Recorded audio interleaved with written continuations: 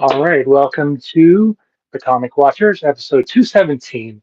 My guest this evening is Zack Kaplan, who has a couple of things he's working on coming from Dark Horse in the over the next couple months. Is that correct? Yeah, yeah, 2 books. Yeah, Yeah. one is Yes. around the corner, and it comes out in July, and another one in October. So yeah. Okay. Well, before we get into those, I like to find out a little bit about my guests. Uh, you know, Tell me a little bit about your history with comic books, both as a reader and as a writer slash creator.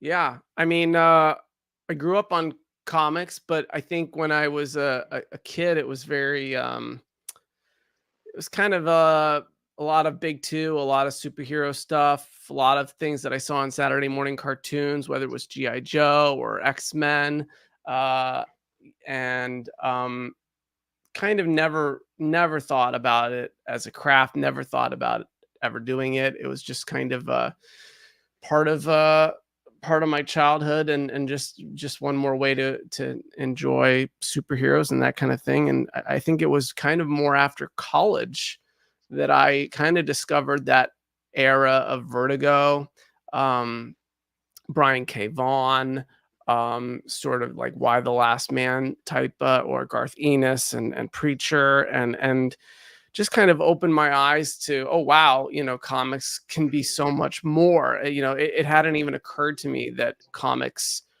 um, could be a source of original storytelling. I just thought it was all extensions of other things that I saw on film and TV, until kind of I got older and I went, oh wow, there's like this whole vast array of amazing writers and storytellers and artists using this medium to tell these really unique stories. And that was when I first started. I had already been pursuing writing in film and television, and so that was when I first kind of went, oh, this is something I would like to do. And um, pursued it for many years. I mean, many years. I threw queries at different publishers, and tried to make something happen. But it was all, I didn't really know what I was getting myself into. And I think every time I tried to pursue it, it was always as I always thought I'd do one. It was always like I'd Mhm. like to do one comic.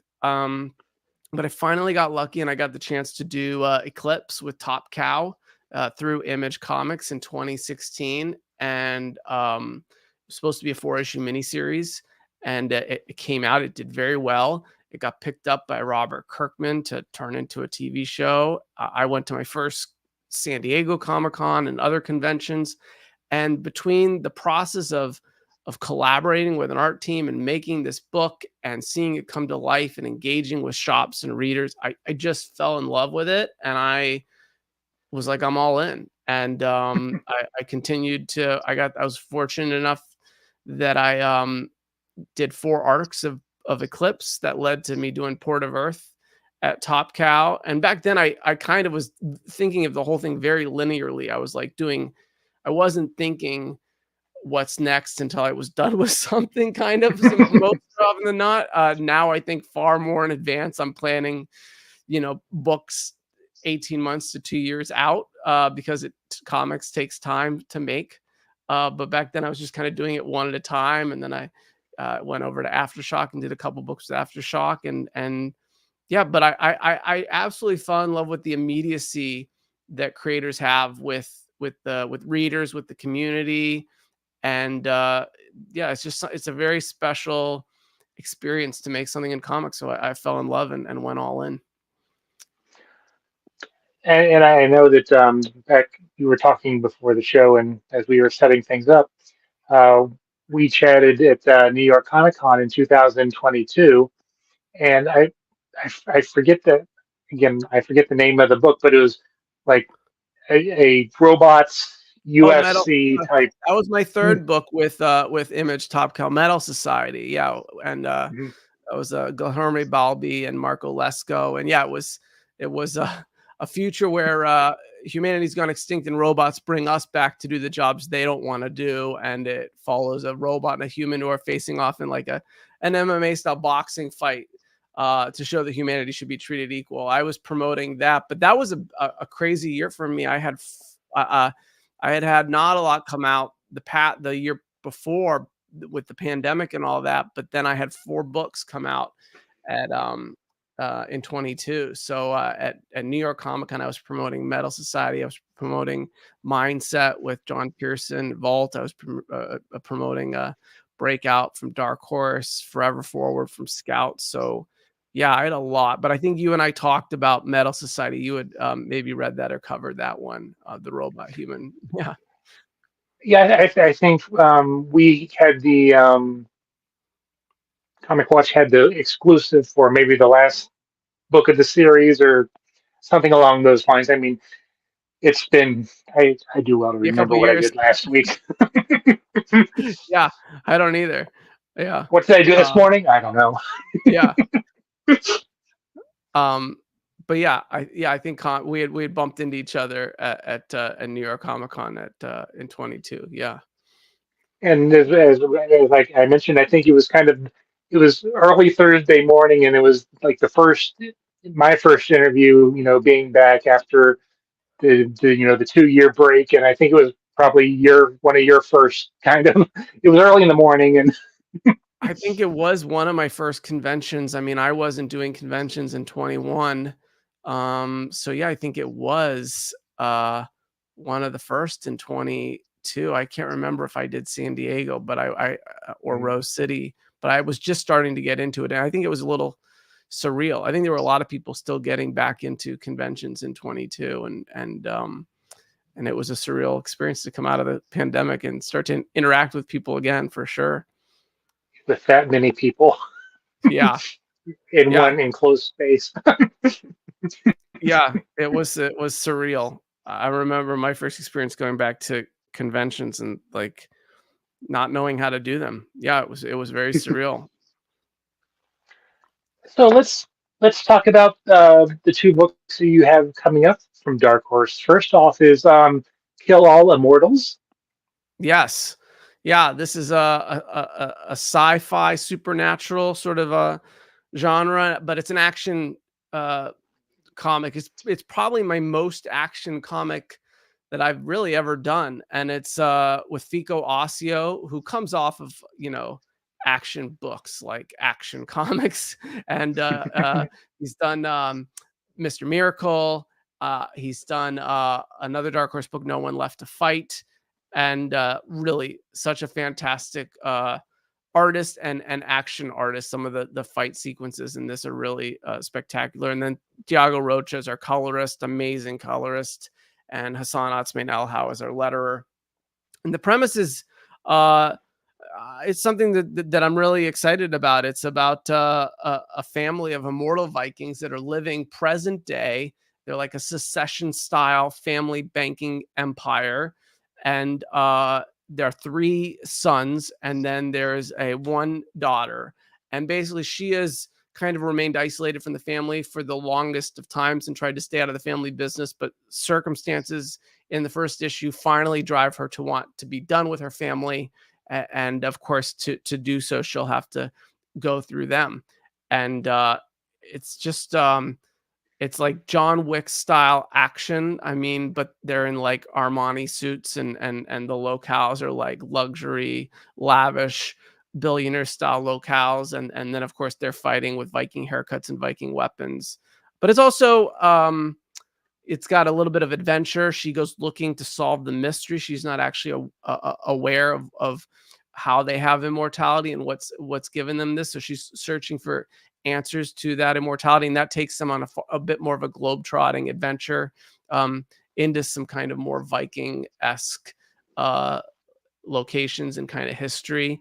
And it's a very despite being a fun over the top action idea. It's also, I think we're hoping that readers will kind of come for that and stay for this really kind of great character story that we have with this protagonist Frey, and in my mind very much an Erica Slaughter sort of kind of story to see her growth and her development across the experience of confronting her family. So kind of, I mean, you know, I guess you don't hear a lot of vampire Vikings. What kind of inspirations were you pulling from, or Yeah, and what? also nothing to do with vampires at all. I think that people hear immortality and they think that there must be some sort of vampire connection, but and then not really a god connection either. I mean, I'm interested in immortality just in the broadest of sense. So it's almost more Highlander esque in the just ability to live forever. And we don't understand the circumstances immediately, but we as the story unfolds, we begin to understand more. But they were also not born. We come to understand that this family is not born immortal. They became immortal. They were Vikings, and something happened to them to transform them from being ordinary to being immortal, and that's a mystery in and of itself. But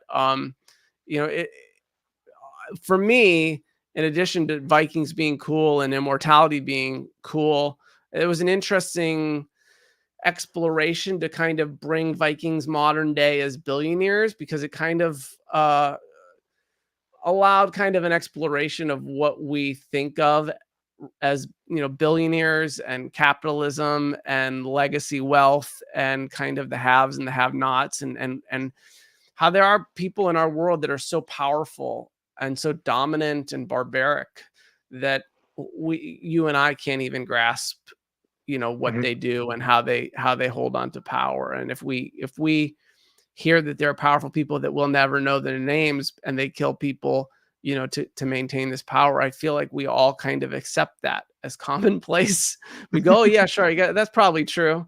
And so anytime I find something that seems absurd and then people also kind of shrug off, I feel like there's a story there. And so it was just an interesting story to kind of look at just how power hungry some of these billionaire families can be in our world and what lengths they go to maintain power. So it became a really interesting vehicle to explore all of that.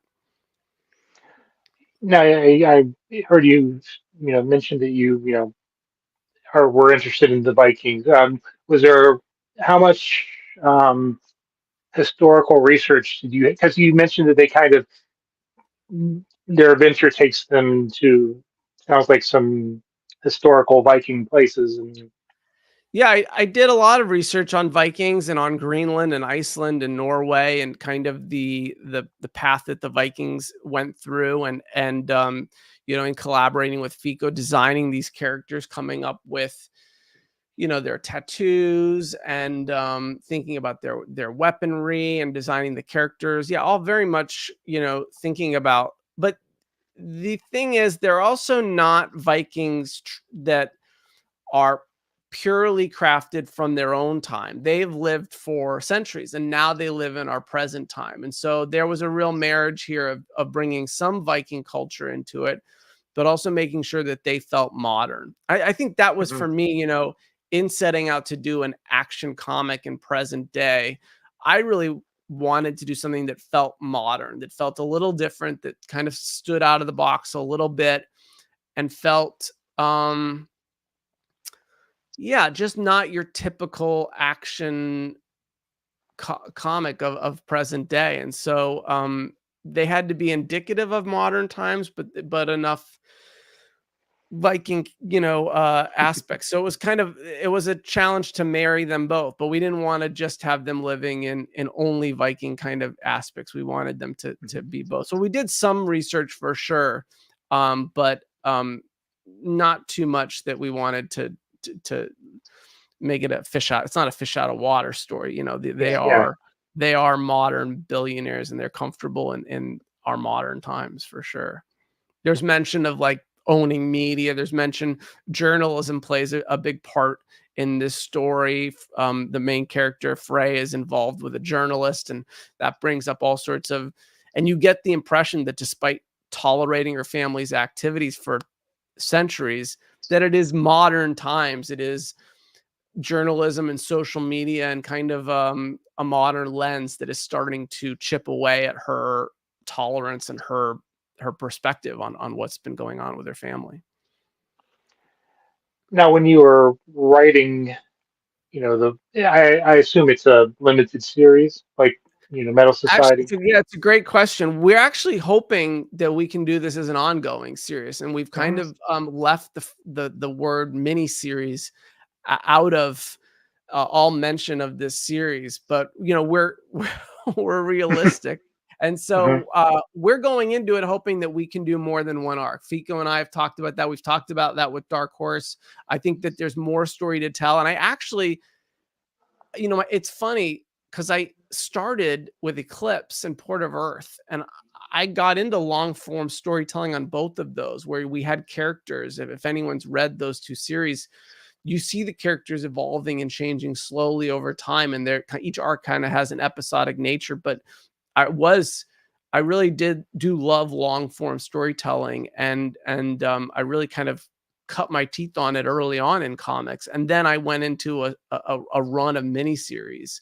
And so I've done, Kill All Immortals is like my 10th creator owned series, I want to say, and I've only done two ongoings, and they were the first two. So I'm actually very excited to try to take Kill All Immortals. I really think that there's a lot more story to tell. This particular first arc is nonstop action, nonstop twists and turns. Like, it is to the wall intense, and there's some fantastic reveals and reversals, and like it builds, and like it's exciting for sure. So it stands on its own and it's a ride, but there's also so much potential to continue with this family and with Frey for what's to come. So we would love to do this more and tell the story more. Of course, it all depends on, if there's enough response from shops and readers, then that's Hmm. exactly what we'll do. So we're holding our breath and hoping that we do get to do it as an ongoing. So, is there a character that when you were kind of creating the characters that maybe you were like, this is a nice, I don't want to say placeholder character, but as you kind of got more into developing the story, that you kind of wanted to build on them, or tell a story with using them to flesh them out. I would say I always knew that Frey is facing her three brothers, and her three brothers are Thor or Thorvald, who's the big hulking giant of the family. Uh, Leaf is the main kind of um, perfect son of the family, and the most strategic and maybe most clever. And then Stein, or Thorstein, is the kind of reckless misfit of the family. And so they're all very different personality types, different fighting styles. And I knew that each would offer Frey an opportunity to face the conflict of going against her family in a different way. And I knew that when I developed the story in the beginning, that each of these brothers would offer her an emotional foil as well, and kind of challenge her perspective, and in turn she would be challenging theirs, and there would be an opportunity to find that complexity. But obviously that complexity comes as a writer, as I delve into the pages and as I truly like get into it. And so I think, that was not so much a surprise, but I enjoyed that exploration of finding their different perspectives on immortality, on power, on wealth.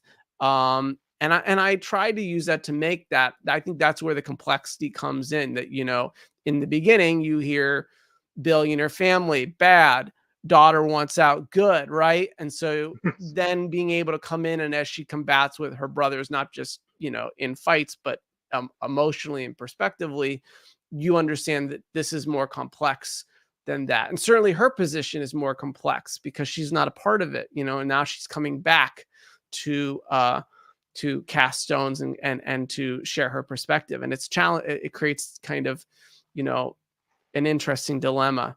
And I think, that's kind of one of the tricky things about families. Families are so rife with all that history. And so as you get to dig up that history, that each brother and sister have, and brother have, and brother and father have. And so trying to create a family that really feels like they all have their history and their different issues, and that you kind of go, oh wow, there's a lot of layers to each of these relationships. That for me all came out as I dove into the story, and that was obviously that was a lot of fun to do. You said this was kind of your first foray into an action series, um, Yeah. and you were in the artist like blanking. He has worked on, Oh, um, Fico. you know, Yeah, Fico. Oh yes. yeah. How did the your working how did your working relationship kind of do? Did he kind of say, look at what you gave him and kind of maybe say this would work better, or kind of say I have a Yeah, suggestion we here. did go back and forth at times, and it's a lot of times that happens more on the page. It comes through in his layouts, and he'll lay something out, and the way he lays it out, or the way he accentuates panels, or divides them up, or this and that. But yeah, I mean, it was a very smooth collaboration, and it certainly wasn't. There weren't any road bumps. It was just kind of each of us accentuating each other's work. But yeah, the action is just great. I mean, we have a lot of action in each sequence, and some of it's very in your face and violent, and some of it's very suspenseful and thrilling, and finding different ways to stage the action, and talking about how much blood we want, and how do we engage in this violence. And we had a lot of kind of larger questions and talk, and also with Tiago about colors. I mean, Mhm. colors also play such a role in this series, and the colors really heighten a lot of the action. And so yeah, it's so crazy to like think about like what color blood you want, or how much do we want to Dutch tilt these things, or how rendered, or it's just like thinking about all these choices that we can make to try to accentuate those moments, and really make these fights stand out. And I think they do. I mean, for anyone who reads just the first issue, or the first couple issues, I think that the action really has such a presence to it.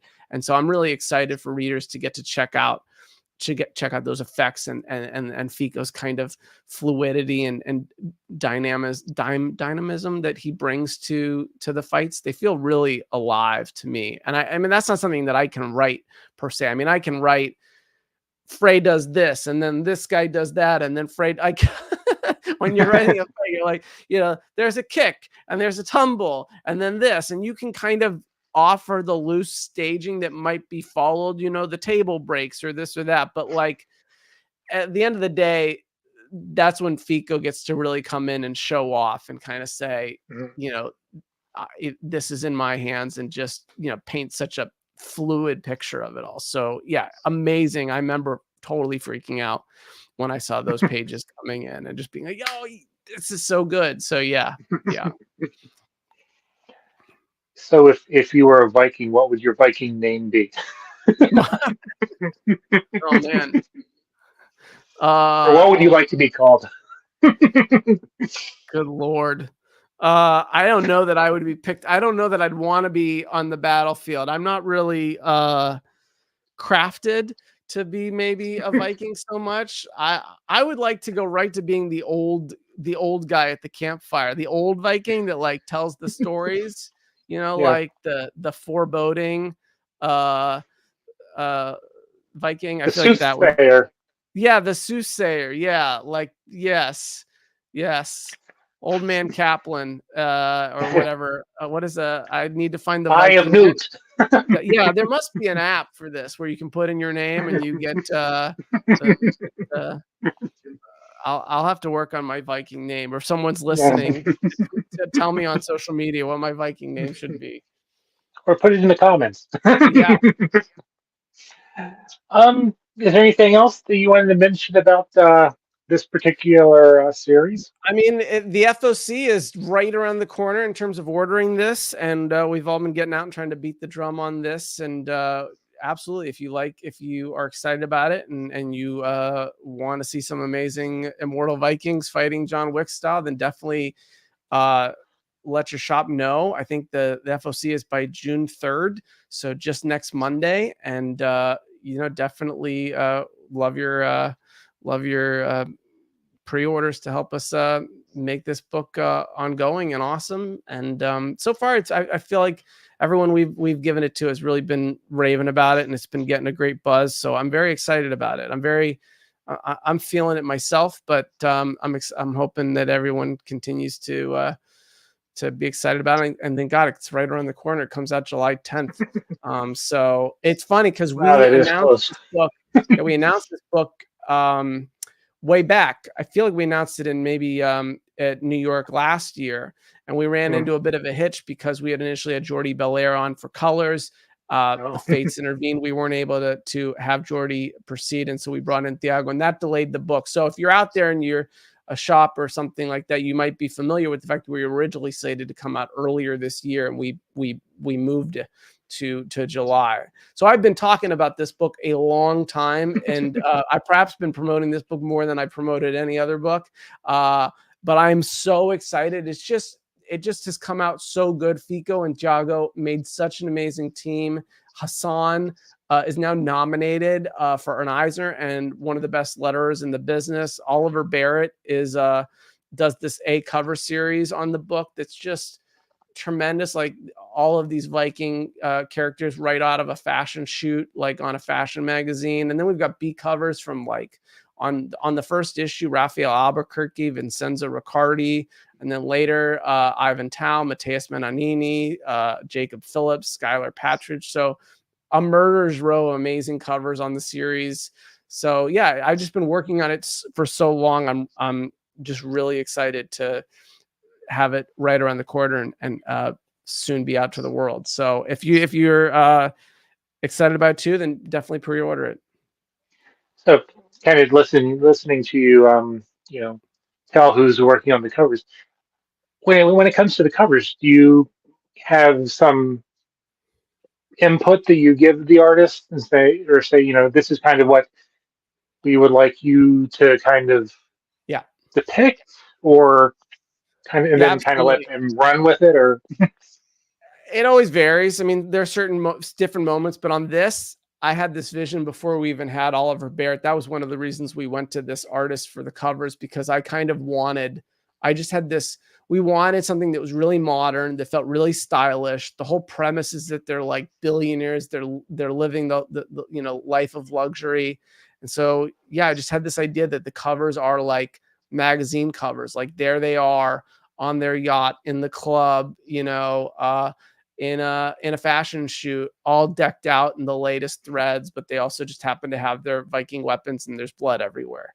And that's the promise of the series, that it's bloody, but it's also kind of stylish. And so we had that concept and we went looking for the right artist, and we found Oliver, and we pitched him. We said, do you want to do this whole A cover series? And he put the whole series together, and it was absolutely gorgeous.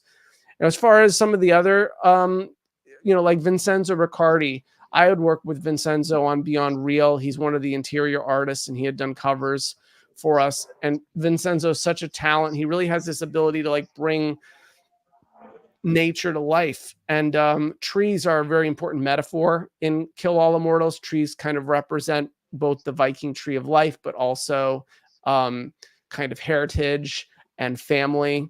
And so, I pitched him, hey, what about a cover with this tree, and then father and daughter? And so, he took it and ran with it. So yeah, I like to sometimes, when I have a certain idea that caters to the artist, or I have an idea and finding the right artist, for me, covers are so important. They're such an important way to present the cover. They're so limited. I mean, some image books will have like dozens of covers, but for me, doing a Dark Horse book, there's a limit to how many covers, and those covers are out there sharing with the world. And that's our way of kind of telling everybody what this series is all about. So yeah, I like to put a lot of thought into covers and a lot of thought into the artists that I bring on to a cover. And yeah, I think it's so much fun to like find the right artist or the right idea and then put them together and then see it, come to life in such a great way. So Matthias Menhanini is such an amazing cover artist. And if you're not familiar with Mateus's work, go Google it. Like, it's so vibrant and full of color. He's done so many covers for me.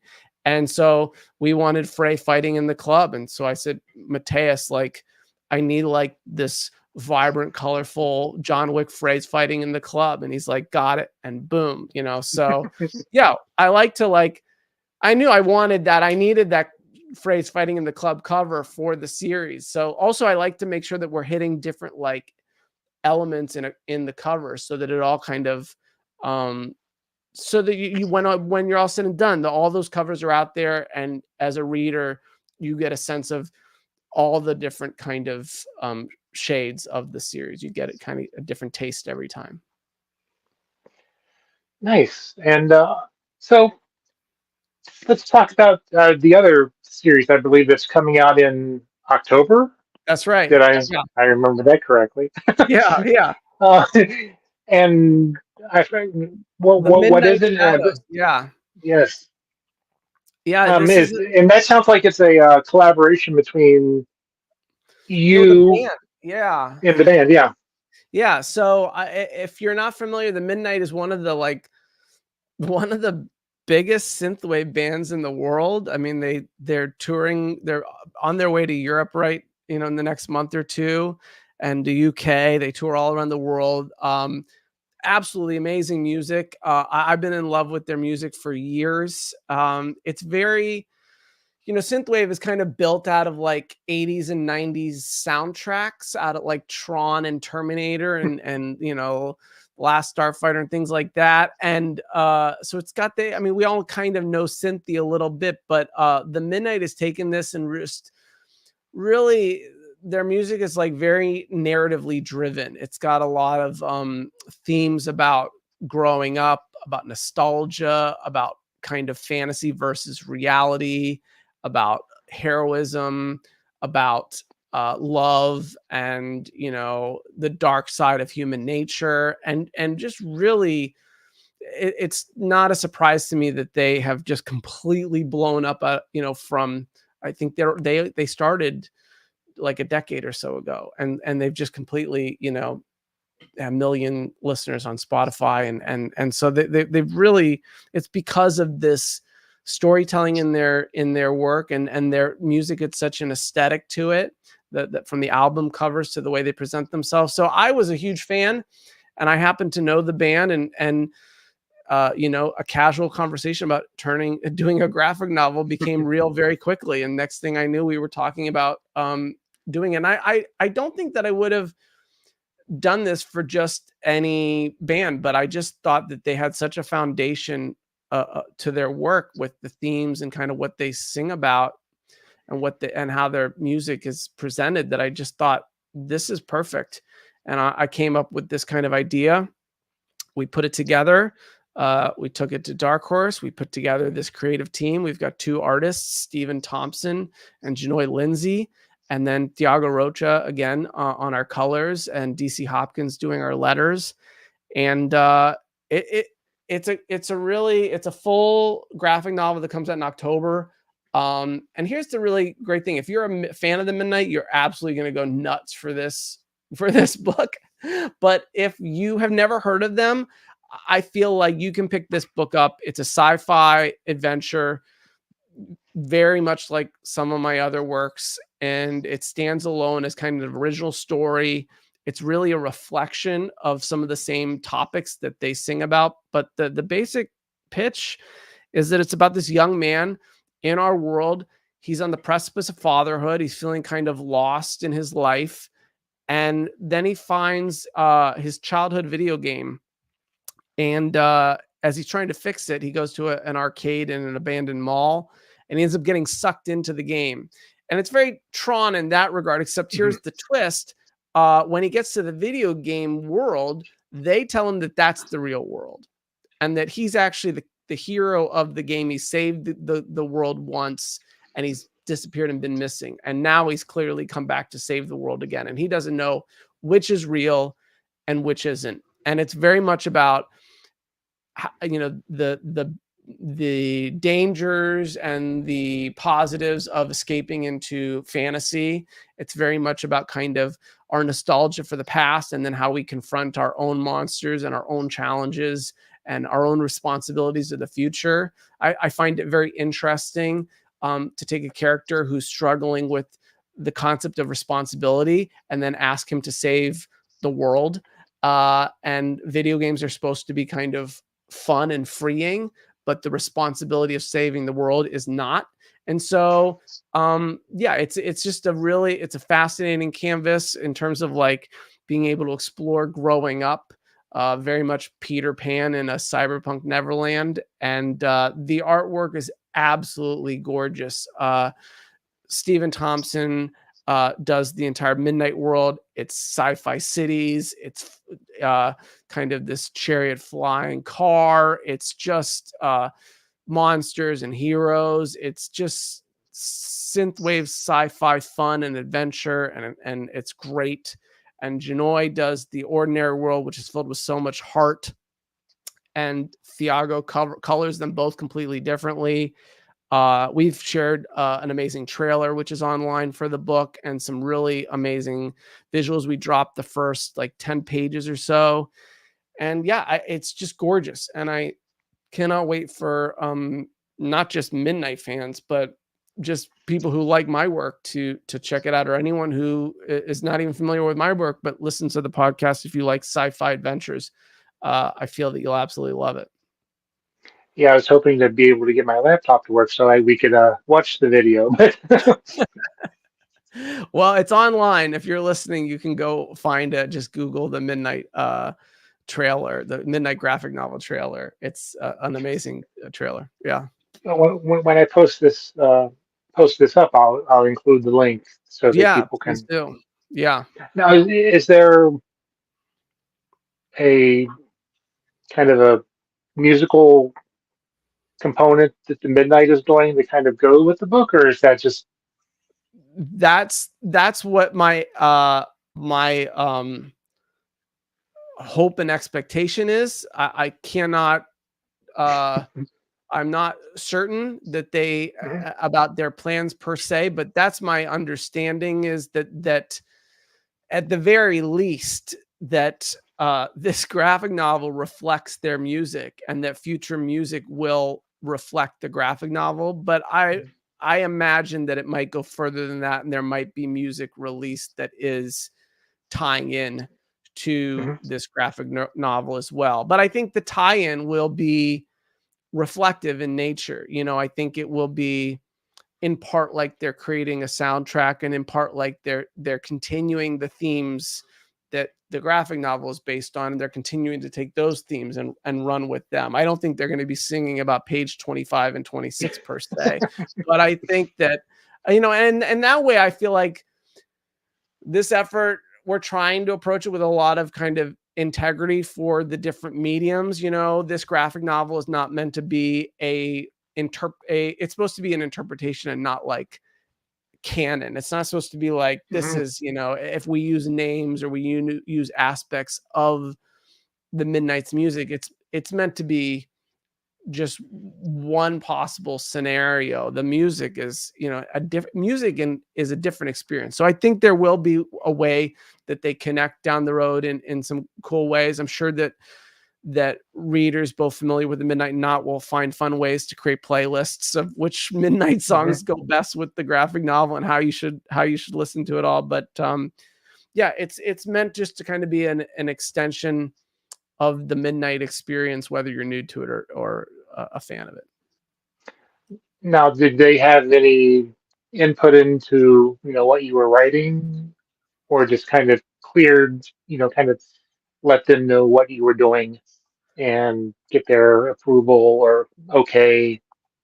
No, it was a very creative partnership, but I mean, they were very supportive of pretty much all the ideas that I brought to the table. I mean, I came up with the stories, strokes, and the kind of essence, and at every turn I would share it with them, and they would respond to what they were excited about, and we'd build on it. And so It was very smooth, effortless. I felt like I had, as a comic creator, a lot of freedom and opportunity to do the things I wanted to do, but that they were involved, whether it was with the designs or ways to tie certain things into themes or music.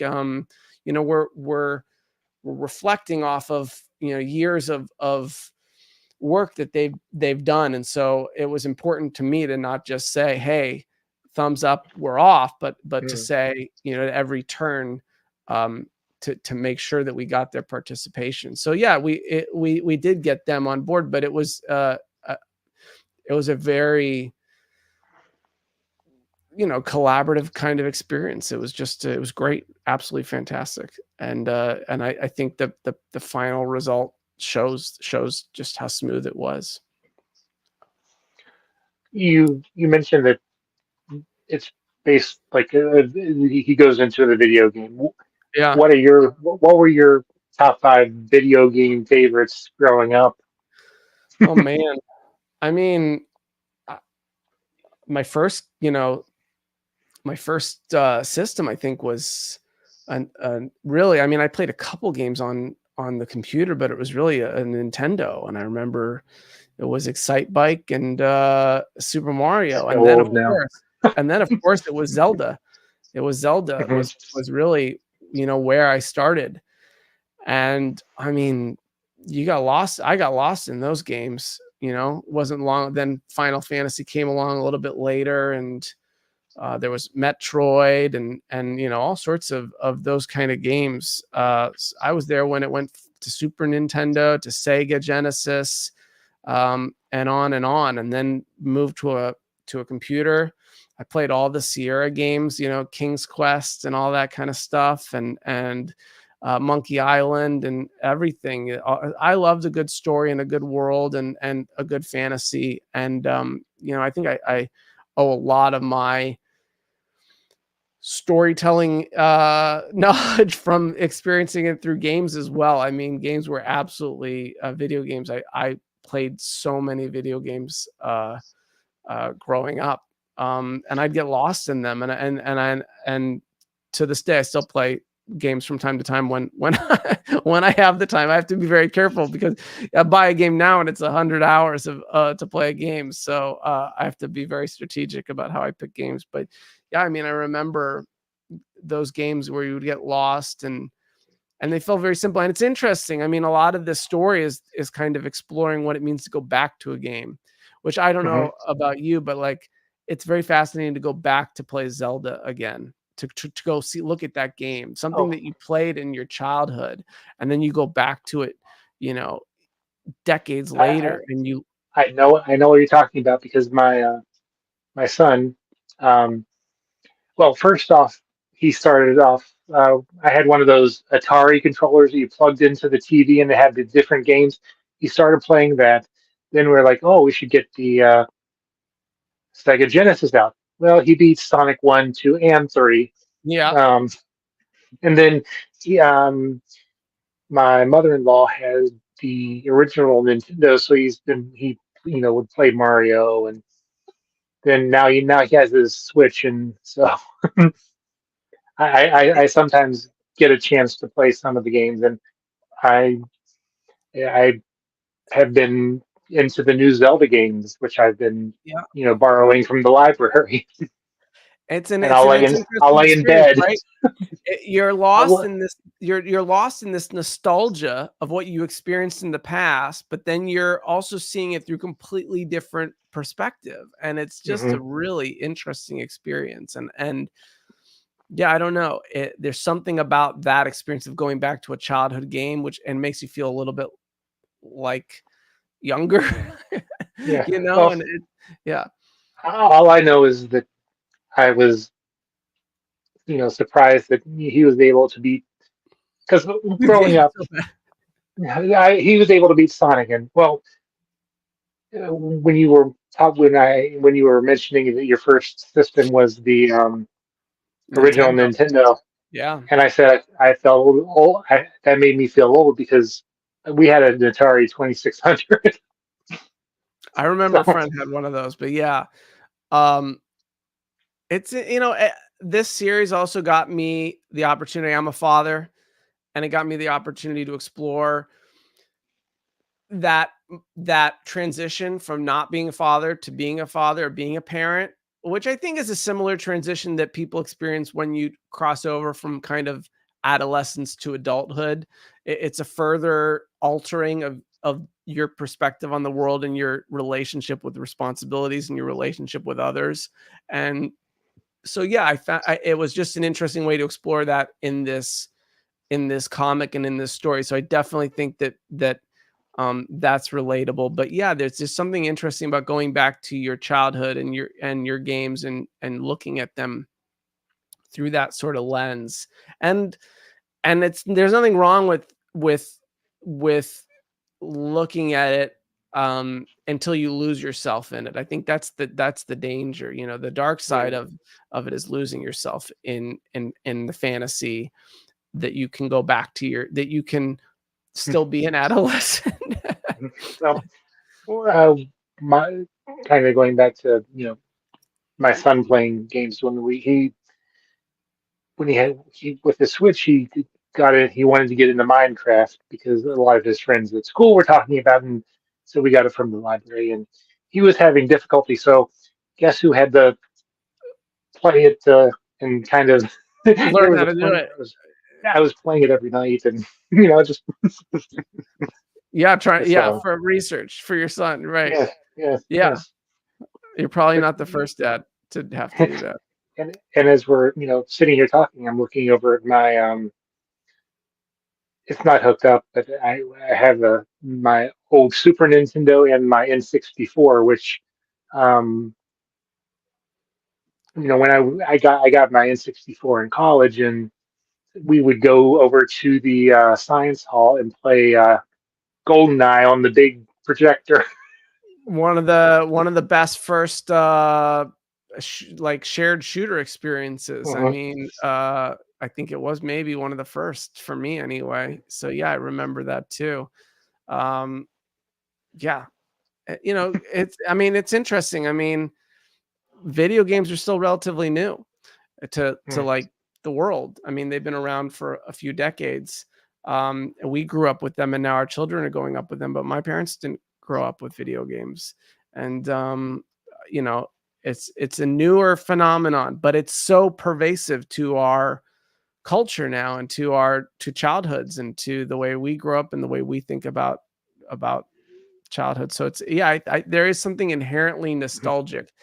And to bring it back to the Midnight, if you listen to their music, this is a common area that they explore. They'll even have like snippets at the beginning of songs that talk about the birth of video games and the birth of this culture, America Online, and going to malls and this sort going to arcades and that kind of Having to go yeah. out in public, Huh?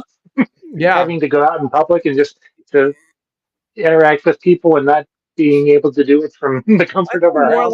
more like the birth of yeah, malls certainly, the engaging with people at malls, but kind of the birth of technology and kind of like technology and games became this like conduit for dreamers, you know? Hmm. And I think that if you were a dreamer as a kid, video games became a way to like just blow your mind. You know, I was a dreamer as a kid. I mean, you know, grew up cornfields and all and looking up at the skies and just wondering what if. And then suddenly a game like Zelda comes along and you're dropped into another world or Super Mario Brothers. I mean, those kind of games, um, uh, they were just fascinating to to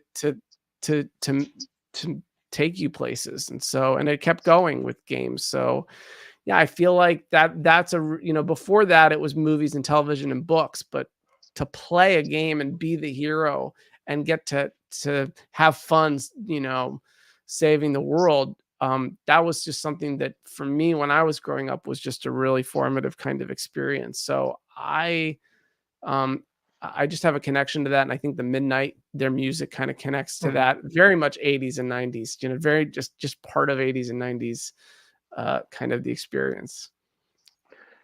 So, what was there a different frame of mind that you had to put yourself in when you were, working on the two projects because they're kind of Absolutely. they're like total Could not opposites be ends more of us. different. Yeah, yeah. Yes. Could not be more different. I mean, Kill All Immortals is a bit more mature, a bit more, it's certainly violent. It's certainly, yeah, just, dramatic.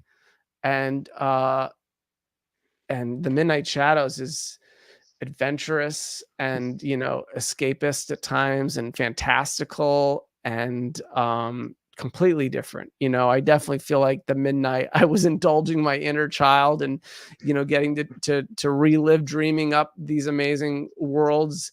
And Kill All Mortals is definitely me, scratching a completely different itch, being able to let out some uh violence and aggression and excitement in a way I've never done before in a comic. So yes, I work on a lot of books at one time. I'm juggling easily half a dozen books at any one time.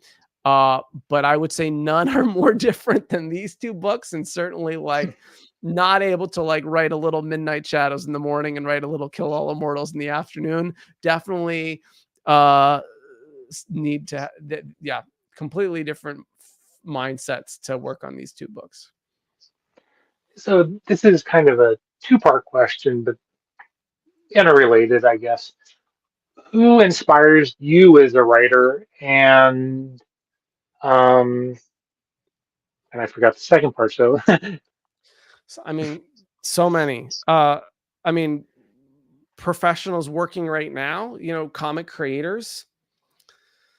I mean, I think what James Tynion has done is absolutely amazing. The business savvy and the high concept character driven stories that he continues to bring is just really impressive to me. Same with Scott Snyder. Absolutely think Tom King is a phenomenal writer. He always blows me away every time I pick up anything of his, and I find myself still learning from the way he balances a scene. I absolutely love reading Rom V's work or Pornsack's work. Um, there's so many good writers out there right now, and there's so many amazing things happening in comics. You know, um, I really find myself inspired by a lot of them. Some of them I'm friends with. Chris Condon, That Texas Blood, Enfield. Amazing. Um, Dennis Camp, I'm so excited to see him taking off at Marvel with Ultimates. I thought 20th Century Men was, amazing. Yeah, there's just so many great comics. I like to read creators that are pushing the envelope, that are taking chances, that are doing things that are a little, different or unorthodox, trying new things. Um, that inspires me. It inspires me to see creators with range. It inspires me to see creators building their presence with kind of really savvy marketing plays, and it inspires me to see just the craft on the page of creators coming up with amazing ideas and executing them interesting. So yeah, I read a lot of, and I'm sure I'm forgetting another half a dozen.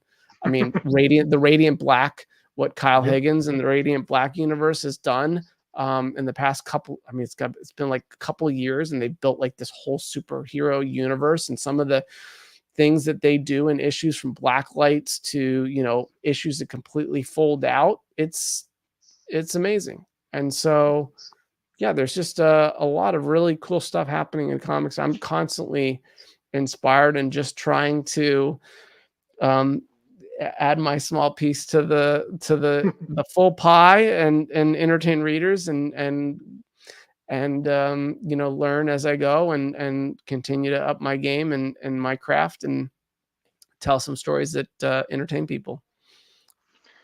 Well, that kind of jogged my memory of my question. The second part of my question. Yes. Um, how do you feel that you've grown as a writer? Since your first works to today, and what advice would you give your younger self that you've learned over the years? I don't think I understood, I mean, so much. I've learned so much over the past 8 years, and I think I was still even trying to figure out the scope of a miniseries, when I first began. How much story fits into a miniseries and how much is too much and how much is not enough, And I think understanding that a bit more as I continue to do more miniseries gave me the opportunity to kind of understand, as I understood how much space and time I have, then I was able to kind of start to play with form a little bit more.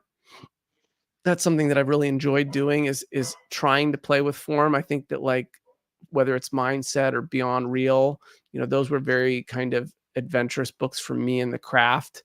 Kill All Immortals is adventurous for me because I'm stepping into action. So I'm trying not to like break the mold with any like surrealist layouts. I'm trying to like stay true to just telling a great modern action series. Um, but I don't know. I'm I certainly have learned a lot about, balancing time and energy as a comic creator, and how to, continue to line up the next series and continue to manage all these books that I'm trying to take on so that I can keep doing this, so I can keep telling stories. So, um, what advice? I mean, you figure it out. You figure it all out. So I don't know what advice I would give myself, as much as I would say I think one of the things I was afraid to do in the beginning was take on too much.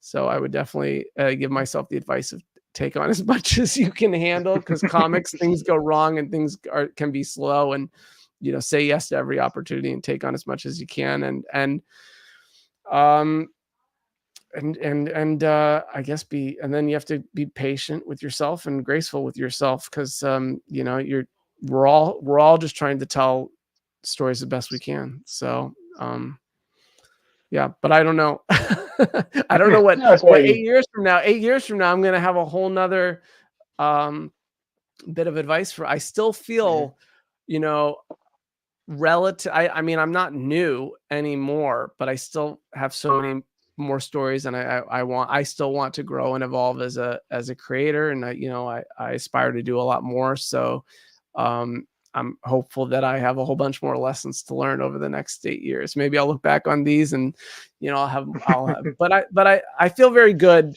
about where I'm at now as a creator, for sure. And I'm excited about the books that I'm making. So you mentioned, yeah, and obviously this could be another long list of, but are there, with the stories you want to tell, are there any creators that you would just love to work with? But yeah, I mean, uh, absolutely. Uh, I think the list is too long to try to say. I mean, there's so many great creators out there, but that's the thing, like, you also have to you have to work with the right artist for the right story, Mhm. and it can't just be any artist for any story. John Pearson was the right artist for Mindset. Fico is the right artist for Kill All Immortals. Um, so, I could obviously throw out names like Christian Ward, but I need a Christian Ward story, to want to Mhm. work with Christian Ward, and I need and I don't come up with stories for the artist. I come up with stories for myself, and then I try to find the right artist for that. Mhm. So when an idea hits me, it's the idea at its core. So yeah, I mean, that's one thing. Look, uh yeah, the Midnight Shadows is my 11th creator-owned book, and I've worked with pretty much different artists on every book. So that's something I like to do. I mean, you might see me over time work with another artist again, but generally speaking, I like to work with different artists because I feel like it gives me a chance to grow as a creator. It gives me a chance to put out something new and have a new experience. So that's something that I've enjoyed doing. Yeah, hopefully I'll continue to work with so many more amazing artists. There's so many out there. So as we start to wrap up, are you reading anything right now that you would recommend that for people to check out? This can be comics. This be books. And are you do you what do you have any conventions on your schedule? Yeah, conventions. I mean, I'm gonna be at San Diego for sure. I'll be at New York. I'm hoping to be at Rose City. So I think those would be the three conventions that I'd be at. I'm gonna be at ALA, the American Library Association in San Diego, at the end of June. If anyone's down there for that, I mean, what to read? There's again so many good things. I mean, absolutely everyone should read Sean Lewis's new series, Bear Viking Pirate Queen. That is so incredible. Real exciting. I mentioned Enfield has been collected in graphic novel. That's amazing. Um, uh, what else have I been reading? Man's Best. Absolutely love Man's Best by Pornsack. That's really been and Jesse Lonergan, if I say his name right, Jesse, the amazing artist. Um, what else? Oh, Dawn Runner by Rom is so cool, and Evan Cagle. The art is really sick in that book. That's really so good. I mean, God, there's just a lot of great stuff right now. It just kind of Mhm. goes on and on. I'm forgetting a dozen things that I've read and that I'm excited to read. For sure. So, yeah, but that's kind of the stuff that I've tapped into lately. Okay, so kind of give us a one last pitch for the two books and where people can find you on the socials. Yeah. Uh, Kill All Immortals is Secession meets John Wick with Immortal Vikings. It's a very thrilling action series coming out from Dark Horse this summer, July 10th. And this Monday, June 3rd, is your last chance to pre order. So definitely reach out to your comic shop and tell them you want to subscribe to the series. The Midnight Shadows is an amazing collaboration with synthwave band The Midnight. It's a Tron style Peter Pan adventure into a cyberpunk Neverland, and it comes out in full graphic novel form from Dark Horse this October. And where can people find Oh you yeah, on and social I'm media? online I'm on all the social media at Zack Caps. You can find me, and I have a Hmm. website, zackkaplan.com. All right. Well, I want to thank you for taking the time today to chat with us and give us the lowdown on on your two books, and hopefully we'll get to catch up at New York Yeah, this year. yeah. I'll see you there. Yeah, Thanks, Chad. yeah, and we will hopefully be should be back next week with at least one new episode. We looks like we're going to have Trevor Mueller, who has a new Zoop campaign that he is working on, and again, follow us at the places listed below, and I want to thank everybody for joining us. Go read something awesome, be nice to each other, and we will be in touch.